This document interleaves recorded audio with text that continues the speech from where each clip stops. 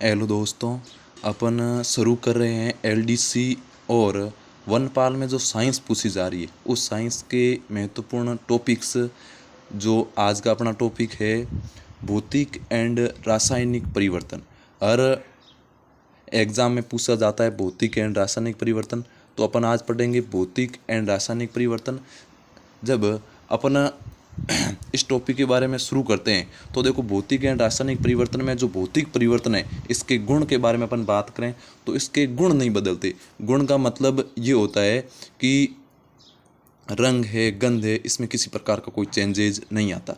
इसमें नया उत्पाद भी नहीं बनता। मतलब जैसे किसी प्रकार का उत्पाद था या अपने अपने पास में कोई वस्तु थी जो भौतिक परिवर्तन से पहले और भौतिक परिवर्तन के बाद में समान रहती है, उसका आकार और अवस्था में किसी प्रकार का परिवर्तन होता है। किसी प्रकार का मतलब इसमें क्या है कि आकार जिस आकार में डालेंगे वो आकार भी ले सकता है और इसको पुनः प्राप्त कर सकते हैं, और यह एक अस्थायी प्रक्रम है। अर्थात इसको जैसे उत्पाद बना उसको वापस अपन अभिकारक के रूप में बदला जा सकता है।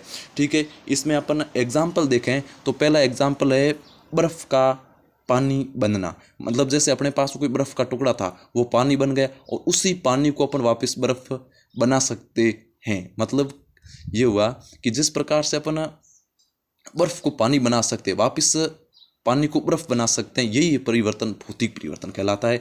उसके बाद कागज़ का फटना, अपन कागज़ को फाड़ देते वापस जोड़ सकते हैं। तो पहले उत्पाद बनाया और फिर वापस उसको अभिकारक भी बनाया जा सकता है। इसी प्रकार के शक्कर का पानी में घोलना, यदि अपन के पास शक्कर है और उस शक्कर को पानी में घोल देते हैं तो वापस उसको अपन पानी में घुली हुई शक्कर को वापस शक्कर का रूप दे सकते हैं। इसीलिए इसको भौतिक परिवर्तन में डाला गया है। उसके बाद रबर को खींचना, अपन को रबर को खींचने के बाद में वापस उसको छोड़ते तो रबर अपनी मेन आकृति में आ जाता है। और ऊर्ध्वपातन है, संघनन की प्रक्रिया है, ये भी एक भौतिक परिवर्तन के उदाहरण है। ऊर्ध्वपातन का मतलब ठोस सीधा गैस में परिवर्तन हो जाता है और जिस वापस गैस होती है वो ठोस में परिवर्तन हो जाती है। कहने का मतलब जैसे नौसादर है, NH4Cl है, ये सभी के सभी ऊर्ध्वपातन के अंतर्गत आते हैं जो भौतिक परिवर्तन के उदाहरण होते हैं। उसके बाद में अपन बात करेंगे रासायनिक परिवर्तन। देखो, रासायनिक परिवर्तन के अंदर गुणों की बात करें तो इसमें क्या है, नया पदार्थ बनता है।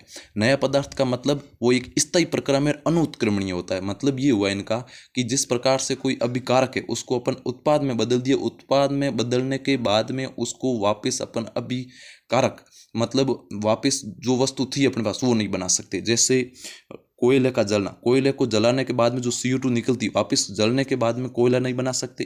दूध का दही में बदलना, जैसे लैक्टोबैसिलस जीवाणु होता है वो दूध को दही में बदल देता है और उसके बाद में वापस अपन दही को दूध नहीं बना सकते, क्योंकि एक रासायनिक परिवर्तन है। और रासायनिक परिवर्तन का एक ही नियम होता है कि बनाए गए उत्पाद से वापस अपन अभिकारक नहीं बना सकते। ये आप ध्यान रखोगे तो एग्जाम में कैसा भी क्वेश्चन आएगा आप कर लोगे और नहीं आपका गलत होगा। उसके बाद लोहे पर जंग लगना, लोहे पर जंग लगने के बाद वापस लोहा नहीं बनाया जा सकता। कागज़ का जलना, कागज़ के जलने के बाद वापस कागज़ को नहीं बना सकते। उसके बाद में भोजन का पकना, भोजन पक जाता है और पकने के बाद में उसको वापस जैसे ही पका उसको वापस नहीं बना सकते।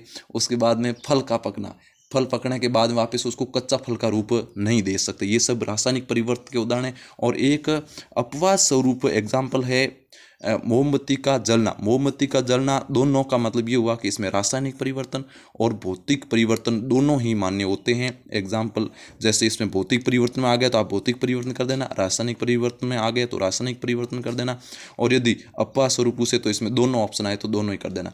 मेरे कहने का मतलब ये है कि भौतिक और रासायनिक परिवर्तन में आप एक मुख्य बात ध्यान ये रखना कि भौतिक परिवर्तन में उत्पाद से वापस अभिकारक बनाया जा सकता है और रासायनिक परिवर्तन में उत्पाद बनने के बाद में उसको अभिकारक नहीं बनाया जा सकता। वो परिवर्तन होने के बाद में अनुत्क्रमणीय होता है, अर्थात उसको वापस उत्पाद से अभिकारक नहीं बनाया जा सकता। ये आप याद रखोगे तो किसी प्रकार का एग्जाम्पल आएगा तो आप कर सकते हो। हजारों एग्जाम्पल इसका बनता है, एक अपवाद स्वरूप ये याद रखना। ओके, थैंक यू, धन्यवाद।